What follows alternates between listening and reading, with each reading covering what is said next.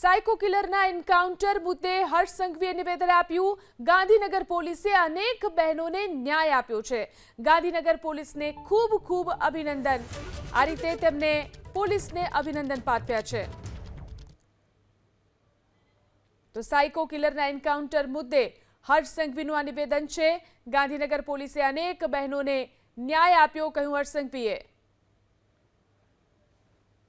અને જે પ્રકારે ગાંધીનગર પોલીસે કામગીરી કરી છે અને હું મારી ગાંધીનગર પોલીસના વીર જવાનોને અભિનંદન આપું છું